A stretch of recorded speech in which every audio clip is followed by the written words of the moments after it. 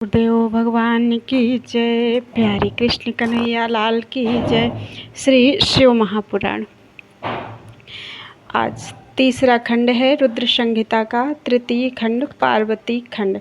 हिमालय के स्थावर जंगम द्विविध स्वरूप एवं दिव्यत्व का वर्णन, मैना के साथ उनका विवाह तथा मैना आदि को पूर्व जन्म में प्राप्त हुए शनकादि के शाप एवं वरदान का कथन।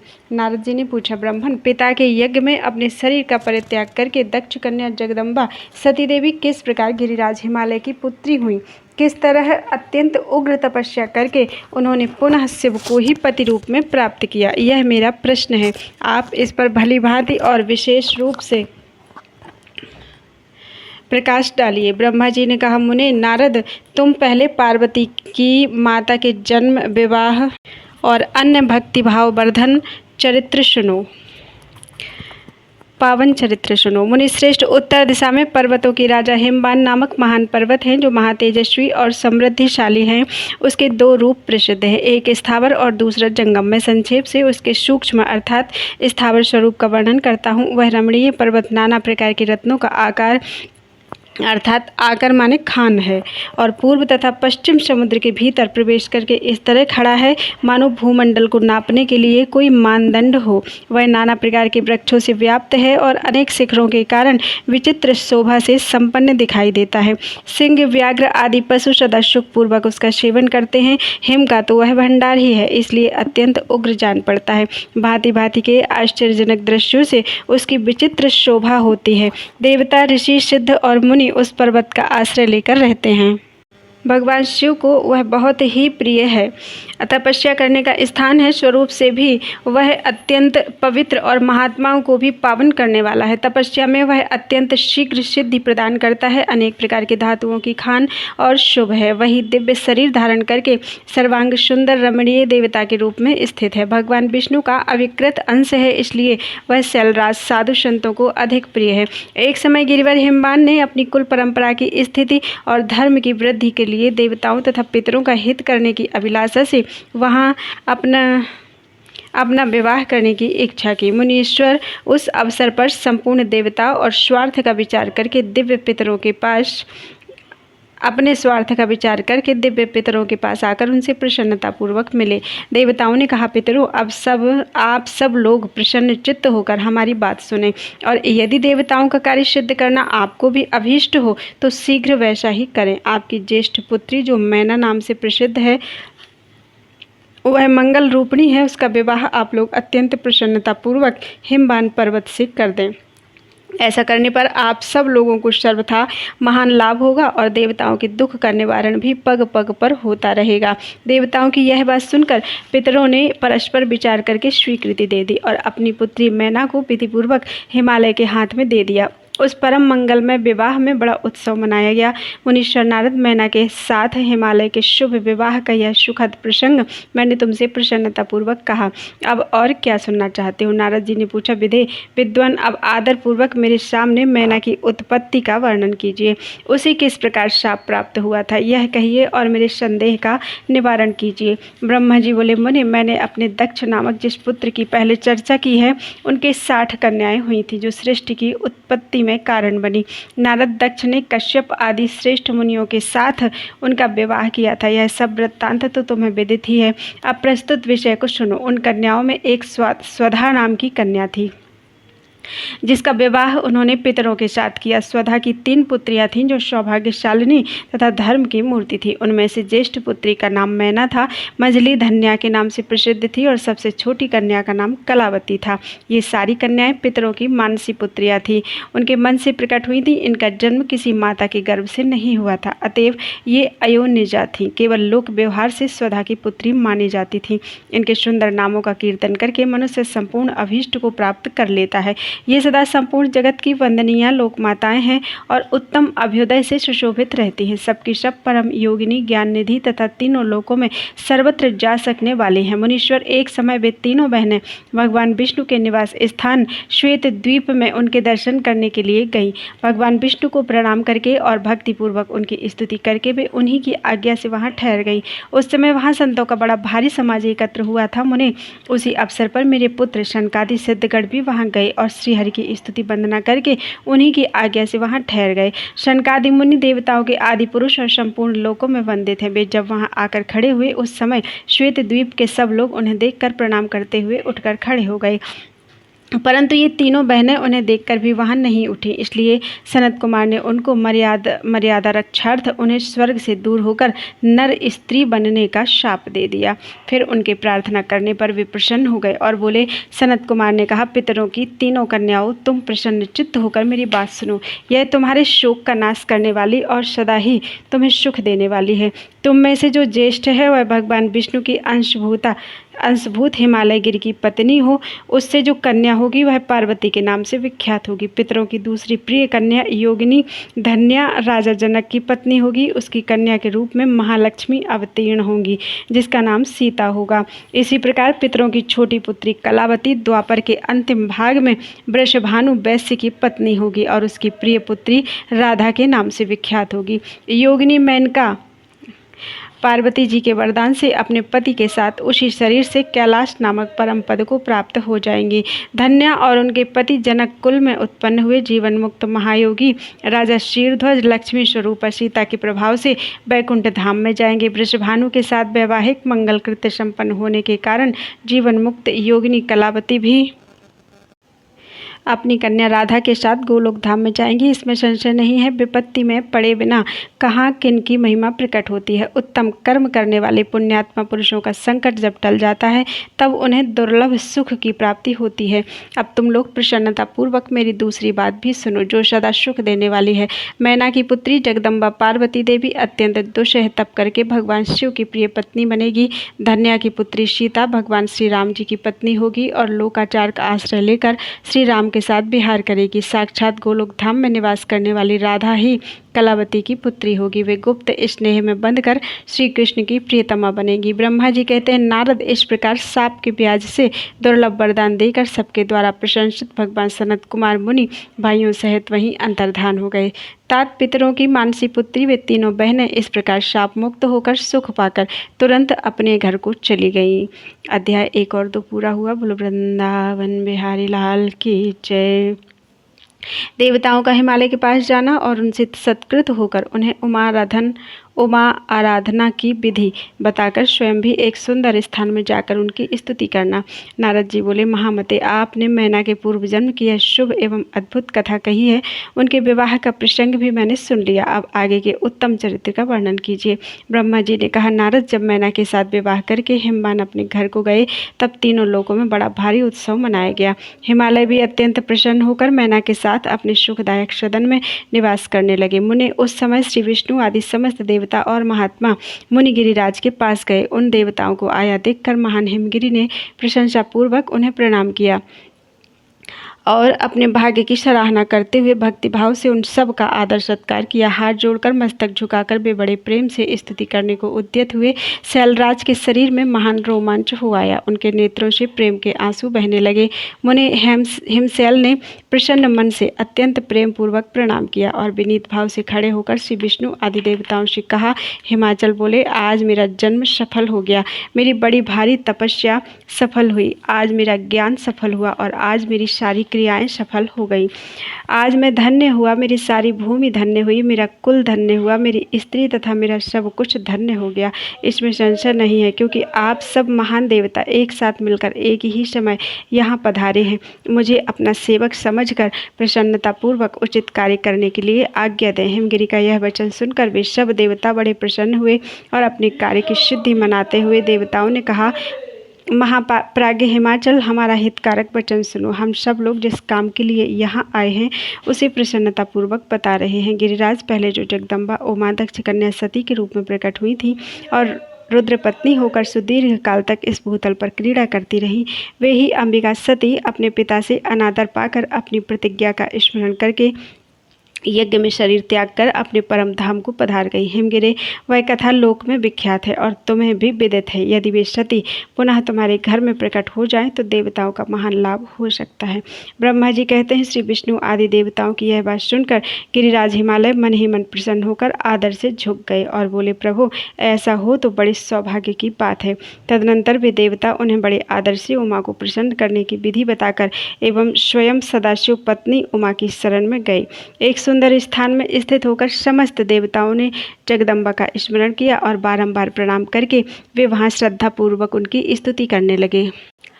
देवता बोले, शिवलोक में निवास करने वाली देवी उमे, जगदम्बे, सदाशिव प्रिय, दुर्गे, महेश्वरी, हम आपको नमस्कार करते हैं। आप पावन शांत रूप श्री शक्ति हैं, परम पावन पुष्टि हैं, अव्यक्त प्रकृति और महत्तत्व ये आपके ही रूप हैं। हम भक्तिपूर्वक आपको नमस्कार करते हैं। आप कल्याणमयी शिवा हैं, आपके हाथ भी कल्याणकारी हैं। आप शुद्ध, स्थूल, सूक्ष्म और सबका परम आश्रय हैं। अंतर्विद्या और सुविद्या से अत्यंत प्रसन्न रहने वाली आप देवी को हम प्रणाम करते हैं। आप श्रद्धा हैं, आप धृति हैं, आप श्री हैं और आप ही सब में व्याप्त रहने वाली देवी हैं। आप ही सूर्य की किरणें हैं, आप ही अपने प्रपंच को प्रकाशित करने वाली हैं। ब्रह्मांड रूप शरीर में और जगत के जीवों में रहकर जो ब्रह्मा से लेकर तृण पर्यंत संपूर्ण जगत की पुष्टि करती हैं, उन आदि देवी को हम नमस्कार करते हैं। आप ही वेद माता हैं, गायत्री हैं, आप ही सावित्री और सरस्वती हैं। आप ही संपूर्ण जगत के लिए वार्ता नामक वृत्ति हैं और आप ही धर्म स्वरूपा वेद त्रयी हैं। आप ही संपूर्ण भूतों में निद्रा बनकर रहती हैं। आप उनकी क्षुधा और तृप्ति भी आप ही हैं।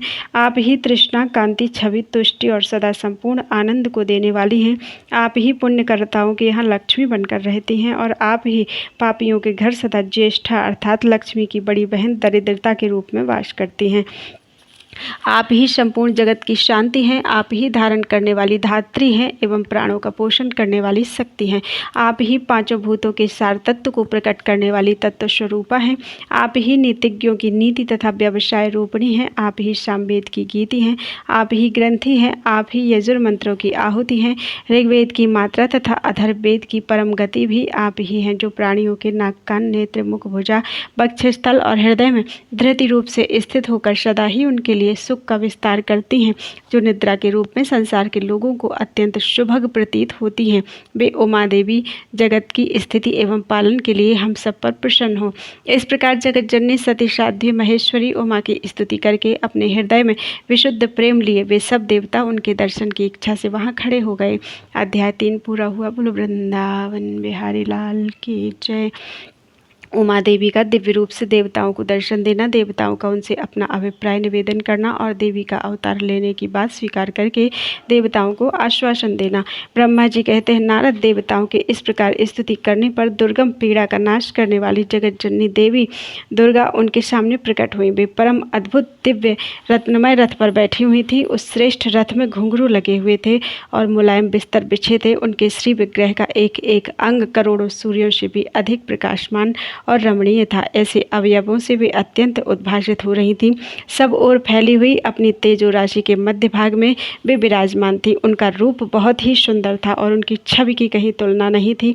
सदाशिव के साथ विलास करने वाली उन महामाया की किसी के साथ समांतर नहीं थी। शिवलोक में निवास करने वाली वे देवी त्रिविध चिन्मय गुणों से युक्त थीं। प्राकृत गुणों का आश्रय होने से उन्हें निर्गुणा कहा जाता है। वे नित्य रूपा हैं। वे दुष्टों पर प्रचंड कोप करने के कारण चंडी कहलाती हैं, परंतु स्वरूप से शिवा अर्थात कल्याणमयी हैं। सबकी संपूर्ण पीड़ाओं का नाश करने वाली हैं तथा संपूर्ण जगत की माता हैं। वे ही प्रलय काल में महानिद्रा होकर सबको अपने अंक में सुला लेती हैं तथा वे समस्त स्वजनों अर्थात भक्तों का संसार सागर से उद्धार कर देती हैं। शिवा देवी की तेजो राशि के प्रभाव से देवता उन्हें अच्छी तरह देख न सके। तब उनके दर्शन की अभिलाषा से देवताओं ने फिर उनका स्तवन किया। तदनंतर दर्शन की इच्छा रखने वाले विष्णु आदि सब देवता उन जगदम्बा की कृपा पाकर वहां उनका सुस्पष्ट दर्शन कर सके। इसके बाद देवता बोले, अंबिके महादेवी, हम सदा आपके दास हैं। आप प्रसन्नता पूर्वक हमारा निवेदन सुने। पहले आप दक्ष की पुत्री के रूप से अवतीर्ण होकर लोक में रुद्रवल्लभा हुई थी। उस समय आपने ब्रह्मा जी के तथा दूसरे देवताओं के महान दुख का निवारण किया था। तदनंतर पिता से अनादर पाकर अपनी की हुई प्रतिज्ञा के अनुसार आपने शरीर को त्याग दिया और स्वधाम में पधार आई। इससे भगवान हर को भगवान हर को बड़ा दुख हुआ। महेश्वरी, आपके चले आने से देवताओं का कार्य पूरा नहीं हुआ, अतः हम देवता और मुनि व्याकुल होकर आपकी शरण में आए हैं। महेशानी शिवे, आप देवताओं का मनोरथ पूर्ण करें, जिससे सनत कुमार का वचन सफल हो। देवी, आप भूतल पर अवतीर्ण होकर पुनः रुद्रदेव की पत्नी होइए और यथा योग्य ऐसी लीला कीजिए जिससे देवताओं को सुख प्राप्त हो। देवी, इससे कैलाश पर्वत पर निवास करने वाले रुद्रदेव भी सुखी होंगे।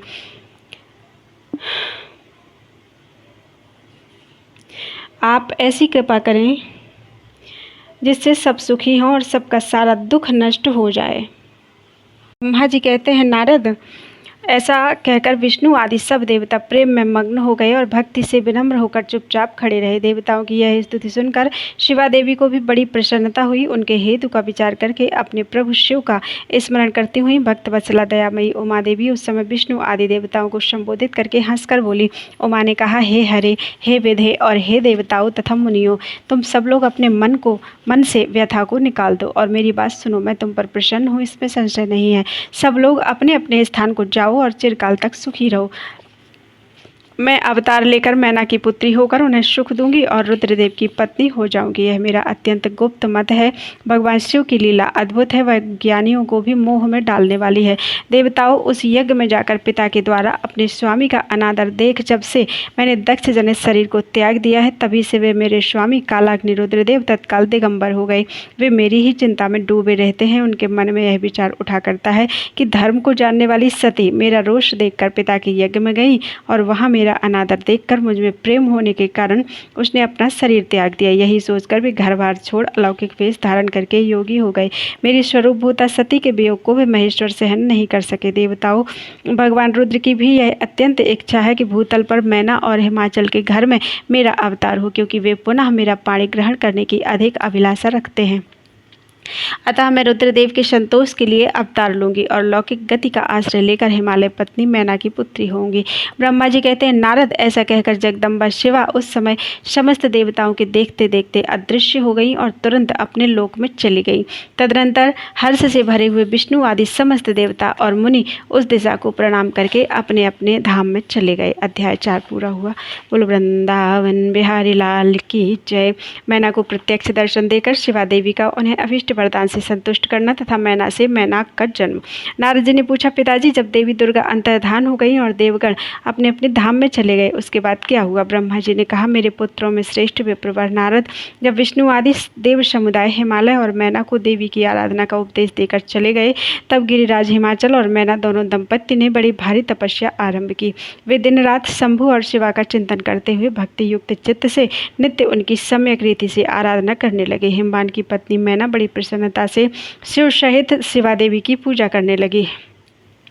वे उन्हीं के संतोष के लिए सदा ब्राह्मणों को दान देती रहती थी। मन में संतान की कामना लेकर मैना चैत्र मास के आरंभ से लेकर 27 वर्षों तक प्रतिदिन तत्परता पूर्वक शिवा देवी की पूजा और आराधना में लगी रही।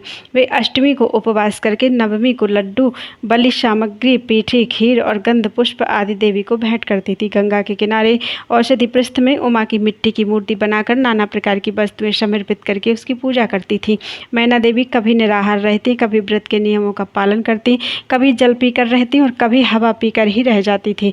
विशुद्ध तेज से दमकती हुई दीप्तिमती मैना ने प्रेम पूर्वक शिवा में चित्त लगाए 27 वर्ष व्यतीत कर दिए। 27 वर्ष पूरे होने पर जगन्मयी शंकर कामिनी जगदम्बा उमा अत्यंत प्रसन्न हुई। मैना की उत्तम भक्ति से संतुष्ट होकर वे परमेश्वरी देवी उन पर अनुग्रह करने के लिए उनके सामने प्रकट हुई। तेजोमंडल के बीच में विराजमान तथा दिव्य अवयवों से संयुक्त उमा देवी प्रत्यक्ष दर्शन देकर मैना से हंसती हुई बोली।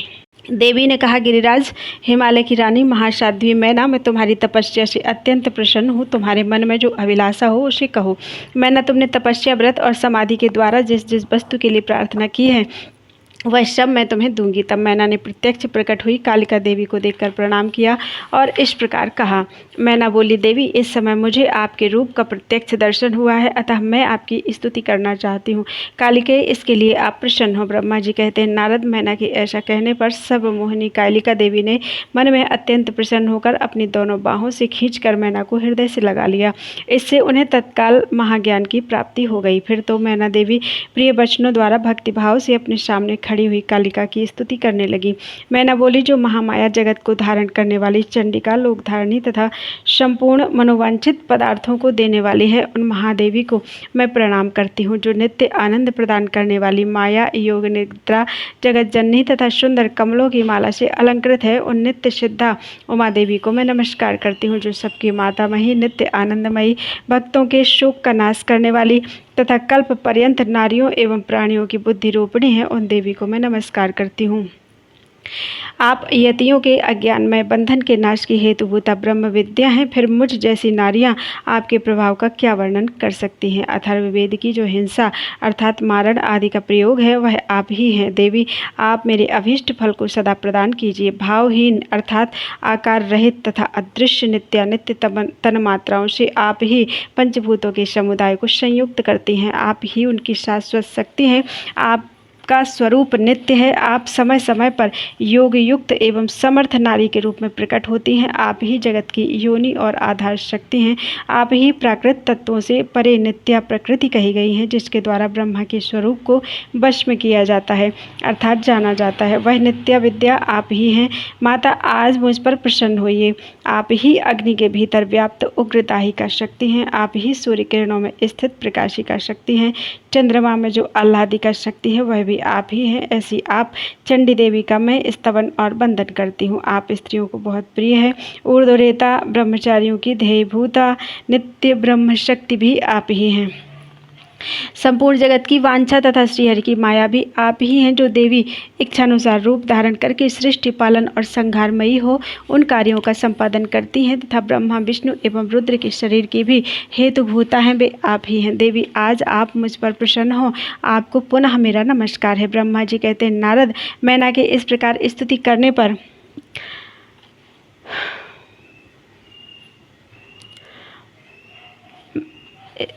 दुर्गा कालिका ने पुनः उन मैना देवी से कहा, तुम अपना मनोवांछित वर मांग लो। हिमाचल प्रिय, तुम मुझे प्राणों के समान प्यारी हो। तुम्हारी जो इच्छा हो वह मांगो, उसे मैं निश्चय ही दे दूंगी। तुम्हारे लिए मुझे कुछ भी अदेय नहीं है।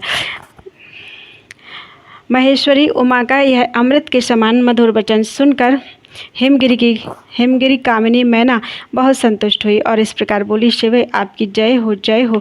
उत्कृष्ट ज्ञान वाली महेश्वरी जगदम्ब के, यदि मैं वर पाने के योग्य हूँ तो फिर आपसे श्रेष्ठ वर मांगती हूँ। जगदम्बे, पहले तो मुझे 100 पुत्र हों, उन सब की बड़ी आयु हो, वे बल पराक्रम से युक्त तथा रिद्धि सिद्धि से संपन्न हो। उन पुत्रों के पश्चात मेरे एक पुत्री हो, जो स्वरूप और गुणों से सुशोभित होने वाली हो। वह दोनों कुलों को आनंद देने वाली तथा लोक में पूजित हो। जगदम्ब के शिवे, आप ही देवताओं का कार्य सिद्ध कर सकती हैं। आप ही देवताओं का कार्य सिद्ध करने के लिए मेरी पुत्री तथा रुद्रदेव की पत्नी होइए और तदनुसार लीला कीजिए। ब्रह्मा जी कहते हैं, नारद, मेनका की बात सुनकर प्रसन्न हृदया देवी उमा ने उनके मनोरथ को पूर्ण करने के लिए मुस्कुराकर कहा। देवी बोली, पहले तुम्हें 100 बलवान पुत्र होंगे, उनमें भी एक सबसे अधिक बलवान और प्रधान होगा, जो सबसे पहले उत्पन्न होगा। तुम्हारी भक्ति से संतुष्ट होकर मैं स्वयं तुम्हारी यहाँ पुत्री के रूप में अवतीर्ण होंगी और समस्त देवताओं से सेवित होकर उनका कार्य सिद्ध करूँगी। ऐसा कहकर जगत धात्री परमेश्वरी कालिका शिवा मेनका को के देखते देखते वहीं अदृश्य हो गई। तात महेश्वरी से अभीष्ट वर पाकर मेनका को भी अपार हर्ष हुआ। उनका तपस्या जनित सारा क्लेश नष्ट हो गया। मुने फिर कालक्रम से मैना के गर्भ रहा और वह प्रतिदिन बढ़ने लगा। समयानुसार उसने एक उत्तम पुत्र को उत्पन्न किया, जिसका नाम मैनाक था। उसने समुद्र के साथ उत्तम मैत्री बांधी। वह अद्भुत पर्वत नागवधुओं के उपभोग का स्थल बना हुआ था। उसके समस्त अंग श्रेष्ठ हैं। हिमालय के 100 पुत्रों में वह सबसे श्रेष्ठ और महान बल पराक्रम से संपन्न है।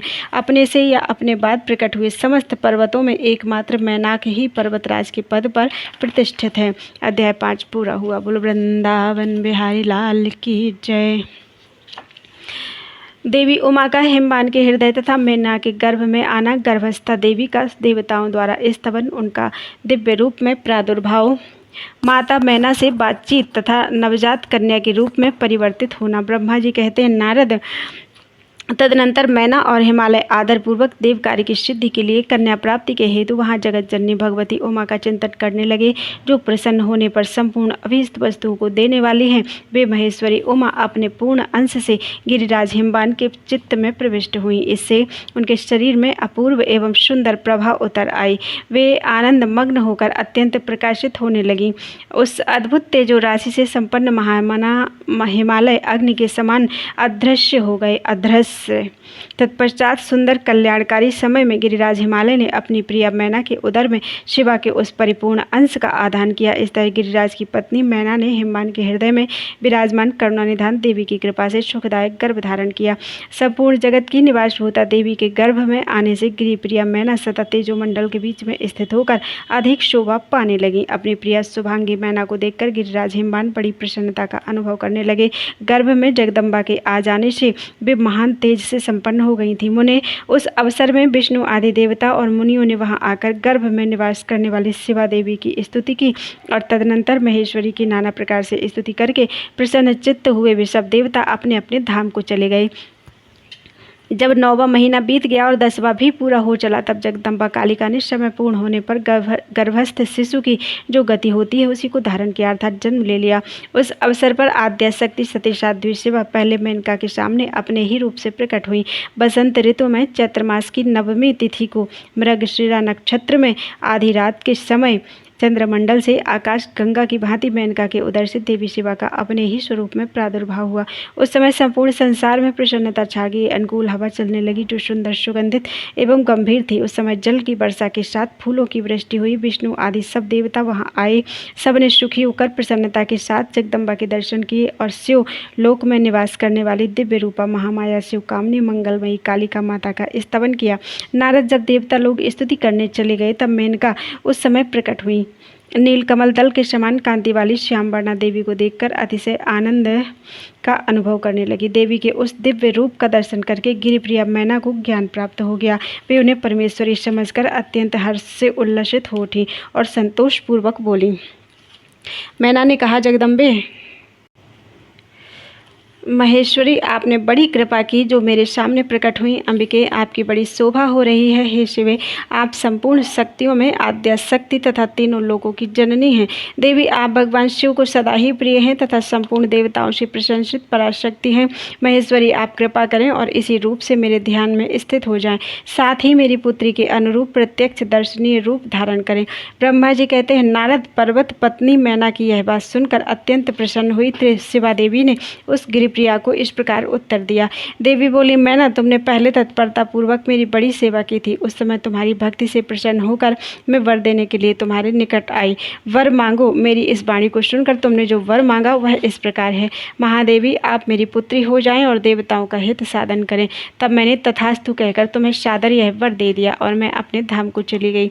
गिरिकामिनी, उस वर के अनुसार समय पाकर आज मैं तुम्हारी पुत्री हुई हूँ। आज मैंने जो दिव्य रूप का दर्शन कराया है इसका उद्देश्य इतना ही है कि तुम्हें मेरे स्वरूप का स्मरण हो जाए, अन्यथा मनुष्य रूप में प्रकट होने पर मेरे विषय में तुम अनजान ही बनी रहती। अब तुम दोनों दंपत्ति पुत्री भाव से अथवा दिव्य भाव से मेरा निरंतर चिंतन करते हुए मुझ में स्नेह रखो। इससे मेरी उत्तम गति प्राप्त होगी। मैं पृथ्वी पर अद्भुत लीला करके देवताओं का कार्य सिद्ध करूंगी। भगवान शंभु की पत्नी होंगी और सज्जनों का संकट से उद्धार करूंगी। ऐसा कहकर जगन माता शिवा चुप हो गई और उसी क्षण माता के देखते देखते प्रसन्नता पूर्वक नवजात पुत्री के रूप में परिवर्तित हो गई। अध्याय 6 पूरा हुआ। बोलो वृंदावन बिहारी लाल की जय। पार्वती का नामकरण और विद्याध्ययन। नारद का हिमवान के यहाँ जाना, पार्वती का हाथ देकर भावी फल बताना, चिंतित हुए हिमवान को आश्वासन देकर पार्वती का विवाह शिवजी के साथ करने को कहना और उनके संदेह का निवारण करना। ब्रह्मा जी कहते हैं, नारद मैना के सामने महातेजस्विनी कन्या होकर लौकिक गति का आश्रय लेकर वह रोने लगी। उसका मनोहर रुदन सुनकर घर की सब स्त्रियां हर्ष से खिल उठी और बड़े बेग से प्रसन्नतापूर्वक वहां आ पहुंची। नील कमल दल के समान श्याम कांति वाली उस परम तेजस्विनी और मनोरम कन्या को देखकर गिरिराज हिमालय अतिशय आनंद में निमग्न हो गए। तदनंतर सुंदर मुहूर्त में मुनियों के साथ हिमवान ने अपनी पुत्री गायत्री के काली आदि सुखदायक नाम रखे। देवी सेवा गिरिराज के भवन में दिनों दिन बढ़ने लगी। ठीक उसी तरह जैसे वर्षा के समय गंगा जी की जल राशि और शरद ऋतु के शुक्ल पक्ष में चांदनी बढ़ती है। सुशीलता आदि गुणों से संयुक्त तथा बंधुजनों की प्यारी उस कन्या को कुटुंब के लोग अपने कुल के अनुरूप पार्वती के नाम से पुकारने लगे। माता ने कालिका को उमा अरे तपस्या मत कर, उमा का अर्थ है तपस्या मत कर, कहकर तप करने से रोका था। मुने इसलिए वह सुंदर मुख वाली गिरिराज नंदिनी आगे चलकर लोक में उमा के नाम से विख्यात हो गई। नारद तदनंतर जब विद्या के उपदेश का समय आया तब शिवा देवी अपने चित्त को एकाग्र करके बड़ी प्रसन्नता के साथ श्रेष्ठ गुरु से विद्या पढ़ने लगी। पूर्व जन्म की सारी विद्याएं उन्हें उसी तरह प्राप्त हो गईं जैसे शरत काल में हंसों की पात अपने आप स्वर्गंगा के तट पर पहुंच जाती है और रात्रि में अपना प्रकाश स्वतः महौषधियों को प्राप्त हो जाता है। मुने इस प्रकार मैंने शिवा की किसी एक लीला का ही वर्णन किया है। अब अन्य लीलाओं का वर्णन करूंगा, सुनो। एक समय की बात है, तुम भगवान शिव की प्रेरणा से प्रसन्नता पूर्वक हिमाचल के घर गए। मुने तुम शिव तत्व के ज्ञाता और उनकी लीला के जानकारों में श्रेष्ठ हो। नारद गिरिराज हिमालय ने तुम्हें घर पर आया हुआ देखकर प्रणाम करके तुम्हारी पूजा की और अपनी पुत्री को बुलाकर उससे तुम्हारे चरणों में प्रणाम करवाया। मुनीश्वर फिर स्वयं ही तुम्हें नमस्कार करके हिमाचल ने अपने सौभाग्य की सराहना की और अत्यंत मस्तक झुकाकर हाथ जोड़कर तुमसे कहा।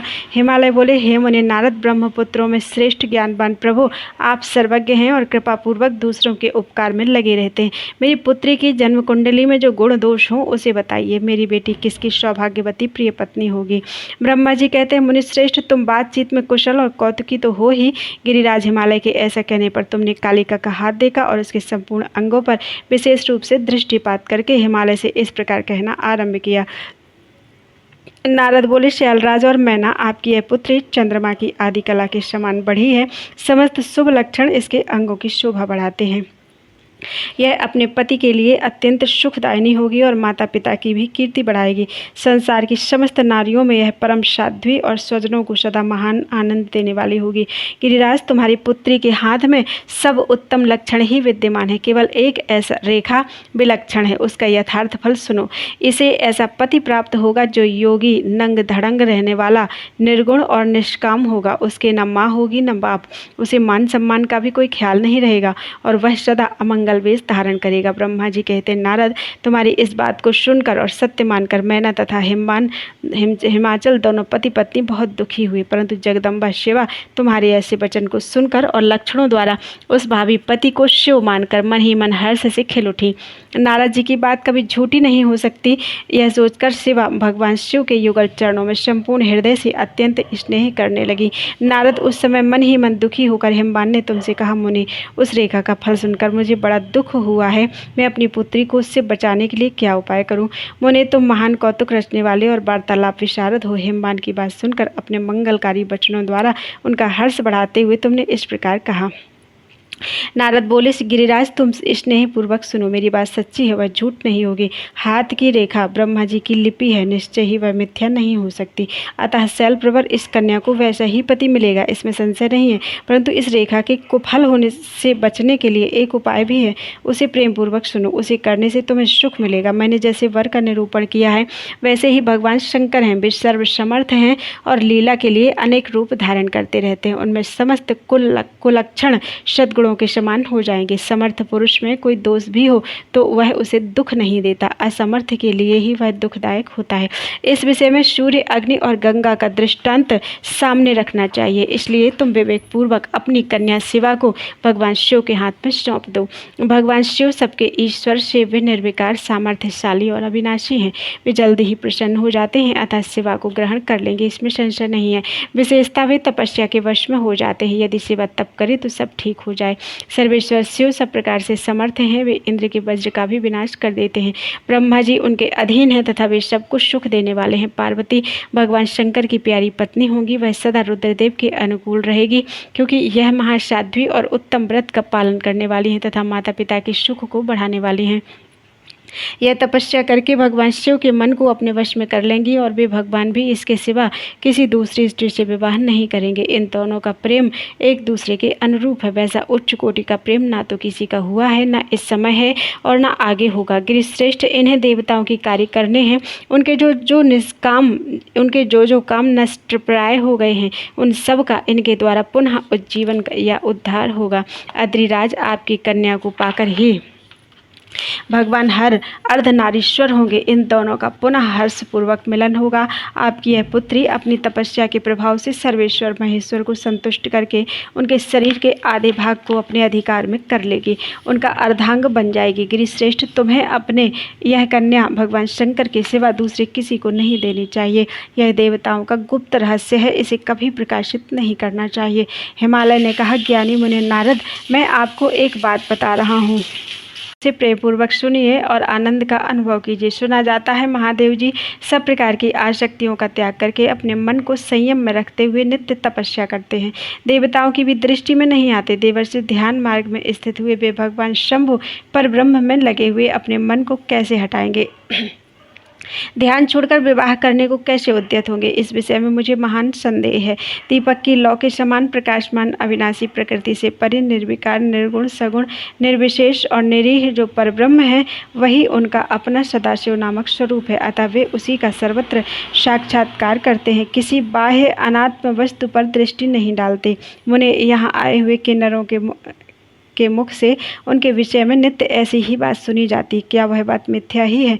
विशेषता यह बात भी सुनने में आती है कि भगवान हर ने पूर्व काल में सती के समक्ष एक प्रतिज्ञा की थी। उन्होंने कहा था, दक्ष कुमारी प्यारी सती, मैं तुम्हारे सिवा कभी किसी दूसरी स्त्री का अपनी पत्नी बनाने के लिए वरण नहीं करूँगा, न ग्रहण करूँगा। यह मैं तुमसे नित्य कहता हूँ, सत्य कहता हूँ। इस प्रकार सती के साथ उन्होंने पहले ही प्रतिज्ञा कर ली है। अब सती के मर जाने पर वे दूसरी किसी स्त्री को कैसे ग्रहण करेंगे? यह सुनकर तुम, नारद ने कहा, महामते गिरिराज, इस विषय में तुम्हें चिंता नहीं करनी चाहिए। तुम्हारी यह पुत्री काली ही पूर्व काल में दक्ष कन्या सती हुई थी। इस समय इसी का सदा सर्वमंगलदायी सती नाम था। वे सती दक्ष कन्या होकर रुद्र की प्यारी पत्नी हुई थी। उन्होंने पिता के यज्ञ में अनादर पाकर तथा भगवान महादेव का भी अपमान हुआ देखकर क्रोधपूर्वक अपने शरीर को त्याग दिया था। वे ही सती फिर तुम्हारे घर में उत्पन्न हुई हैं। तुम्हारी पुत्री साक्षात जगदम्बा शिवा है। यह पार्वती भगवान हर की पत्नी होंगी, इसमें संशय नहीं है। नारद, ये सब बातें तुमने हिमवान को विस्तार पूर्वक बताई। पार्वती का वह पूर्व रूप और चरित्र प्रीति को बढ़ाने वाला है। काली के उस संपूर्ण पूर्व वृत्तांत को तुम्हारे मुख से सुनकर हिमवान अपनी पत्नी और पुत्र के साथ तत्काल संदेह रहित हो गई। इसी तरह तुम्हारे मुख से अपनी उस पूर्व कथा को सुनकर काली ने लज्जा के मारे मस्तक झुका लिया और उसके मुख पर मंद मुस्कान की प्रभा फैल गई। गिरिराज हिमालय पार्वती के उस चरित्र को सुनकर उसके माथे पर हाथ फेरने लगे और मस्तक सूंघकर उसे अपने आसन के पास ही बैठा लिया।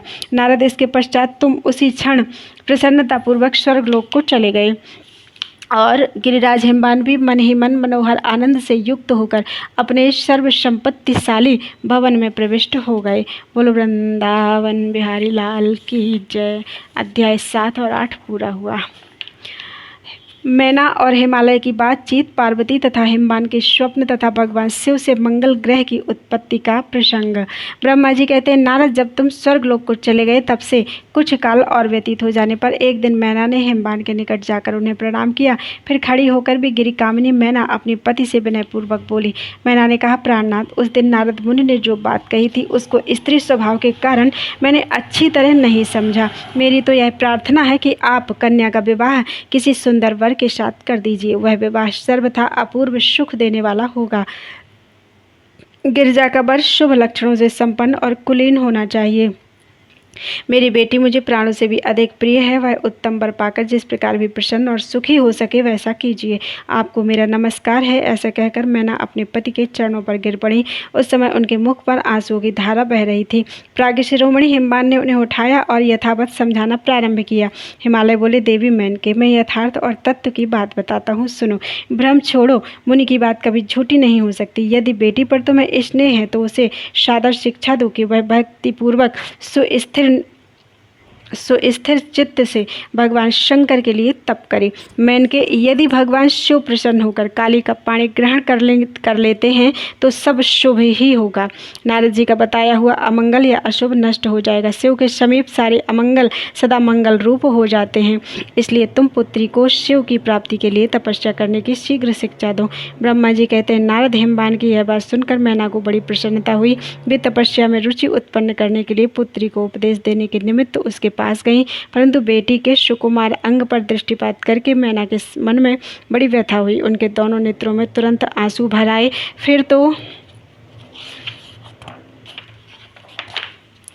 गिरिप्रिया मैना ने अपनी पुत्री को उपदेश देने की शक्ति नहीं रही। अपनी माता की उस चेष्टा को पार्वती जी शीघ्र ही ताड़ गईं। तब वे सर्वज्ञ परमेश्वरी कालिका देवी माता को बारंबार आश्वासन देकर तुरंत बोली। पार्वती ने कहा, माँ तुम बड़ी समझदार हो, मेरी यह बात सुनो। आज पिछली रात्रि के समय ब्रह्म मुहूर्त में मैंने एक स्वप्न देखा है, उसे बताती हूँ। माता जी, स्वप्न में एक दयालु एवं तपस्वी ब्राह्मण ने मुझे शिव की प्रसन्नता के लिए उत्तम तपस्या करने का प्रसन्नतापूर्वक उपदेश दिया है। नारद यह सुनकर मेनका ने शीघ्र अपने पति को बुलाया और पुत्री के देखे हुए स्वप्न को पूर्णता कह सुनाया। मेनका के मुख से पुत्री के स्वप्न को सुनकर गिरिराज हिमालय बड़े प्रसन्न हुए और अपनी प्रिय पत्नी को समझाते हुए बोले। गिरिराज ने कहा, प्रिय, पिछली रात में मैंने भी एक स्वप्न देखा है, मैं आदरपूर्वक उसे बताता हूँ, तुम प्रेम पूर्वक उसे सुनो। एक बड़े उत्तम तपस्वी थे। नारद जी ने वर के जैसे लक्षण बताए थे, उन्हीं लक्षणों से युक्त शरीर को उन्होंने धारण कर रखा था। वे बड़ी प्रसन्नता के साथ मेरे नगर के निकट तपस्या करने के लिए आए।